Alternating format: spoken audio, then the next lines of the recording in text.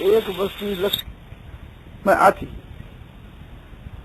इस प्रकार से सत्य चित्त आनंद इन तीन शब्दों से वो एक ही चीज है सो ग्रहण की जाती है।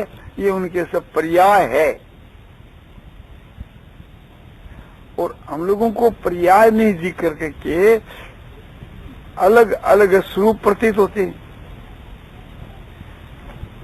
एक चीज के बहुत से नाम और वस्तु वह एक ही है, वहां तो वस्तु तो एक ही ठहरती है, नाम बहुत से समझ जाते हैं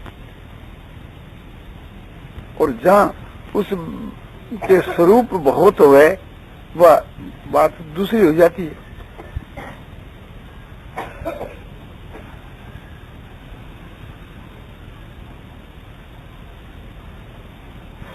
तो उसमें कैसे फर्क, क्या फर्क हो जाता है?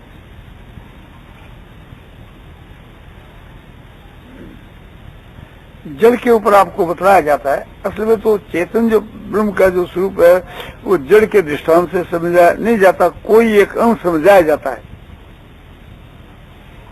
जल जो है और एक समझो कि बादल है और एक बर्फ,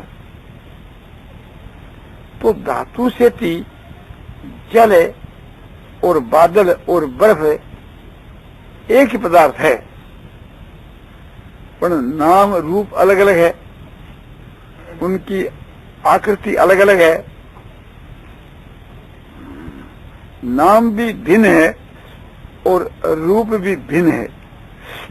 और वो नाम भिन्न रूप को बतलाता है और रूप अलग एक नाम को प्रकट करता है। तो जल एक होते हुए भी बर्फ और बादल और जल भिन्न भिन्न प्रतीत होते हैं, नाम भी भिन्न रूप भी भिन्न। हर एक जल भरा हुआ अपने सामने पड़ा है। एक ने आगे कहा कि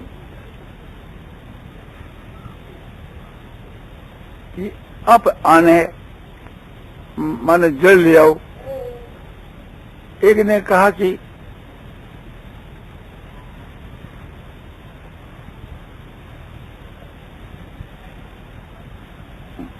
गिव वाटर, आपने जल दो। और एक ने कहा कि पानी लिया। तो तीनों का एक ही अर्थ होगा, वो एक ही चीज सबके सामने आवेगी। कोई बर्फ नहीं लावेगा, कोई बादल को उखाड़ कर नहीं लावेगा। तो यहाँ जल है, वाटर है, पानी और अप है, नीर, एक वस्तु के अलग अलग नाम है, वस्तु एक ही, उसकी आकृति एक ही है। और वहां धातु से तो वस्तु एक है किंतु उसका रूप अलग अलग है। तो सत्यचित आनंद, ये हम लोगों को इसका रूप अलग अलग दिखता है, वस्तु एक और नाम उसके तीन हो, इस प्रकार की प्रतीति नहीं होती। आनंद जो है वो एक बड़ा भारी सुख सा प्रतीत होता है। आनंद जो है वो तो एक बुद्धि के जानने में आने वाला विषय है। और ज्ञान जो है उस आनंद से अलग प्रतीत होता है। चेतनता जो है उससे अलग प्रतीत होती है, सत्ता उससे अलग प्रतीत होती है। उसकी सत्ता, चेतन की सत्ता के वहां फर्क प्रतीत होता है। जड़ की जो सत्ता है उसमें व्यभिचार दोष दिखता है, वो क्षय और वृद्धि को प्राप्त हो है। और चेतन की जो सत्ता है, चेतन जो सत्ता है, उसमें ऐसा व्यभिचार दोष नहीं प्रतीत होता। तो इसलिए संसार का जो सुख है, संसार के विषय का जो ज्ञान है और संसार को जो अस्तित्व है, ये तो तीनों माई की है। और साथ के वहां परमात्मा का जो अस्तित्व है, परमात्मा कि जो चेतनता है, परमात्मा जो आनंद स्वरूप है, उससे विलक्षण होते हुए भी ये तीन चीज अलग अलग प्रतीत होती है। सत चित आनंद। आनंद माने सुख विशेष, इतनी उसमें विशेषता है लौकिक सुख में, और परमात्मा का स्वरूप जो आनंद है उसमें, परमात्मा का जो स्वरूप जो आनंद है वो तो स्वयं परमात्मा चेतन होने के कारण से वो चिन्मय आनंद है। आनंद होता हुआ भी ये मारो भाव है कि चेतन आनंद है, जड़ नहीं, दूसरे को विषय नहीं है, ऐसा वो आनंद है। और चेतन जो है वो ज्ञाता है, वो दूसरे को जानने वाला है, वो किसका ज्ञेय नहीं होता, वो किसके जानने में नहीं आता। और सत्य जो है वो ऐसी सत्ता है कि जिसकी सत्ता से सबकी सत्ता है।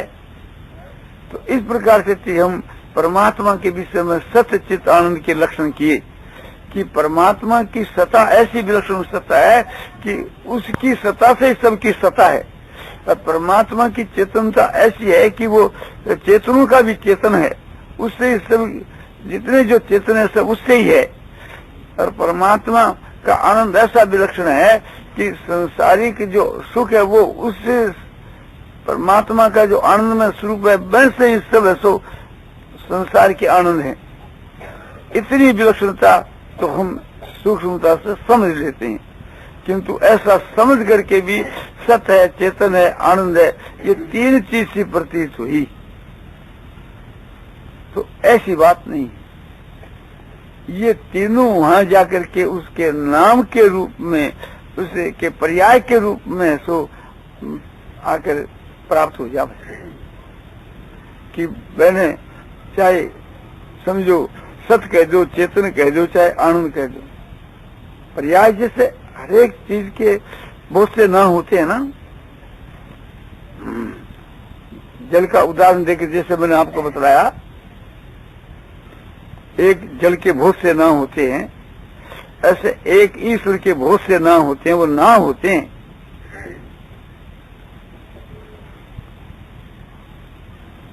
जैसे श्री कृष्ण, श्री राम, गोविंद, वासुदेव, नारायण, हरि, ओम, अल्लाह, खुदा, गॉड, ये अनेक नाम हो गए, किंतु सारे के सारे नाम उस एक परमात्मा के ही हैं। तो इस प्रकार से परमात्मा को समझाने के वास्ते ये तीन ही नहीं और भी उसके लिए शब्दों का प्रयोग किया जाता है कि कैसा परमात्मा है कि वो सम है, अनंत है, पूर्ण है,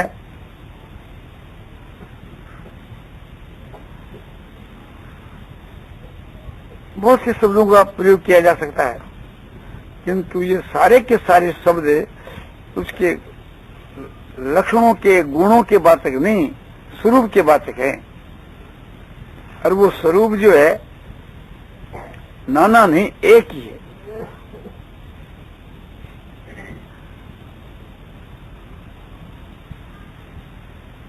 अब वो गुणों की बात आपको बताई जाती है, जैसे क्षमा है, दया है, शांति है, समता है, संतोष है, सरलता है, ज्ञान है, वैराग है, प्रेम है। ये सब किसी में हुए तो उसको हम इनको गुण बोल कर ही कहते हैं ना। तो ये सब जो गुण है,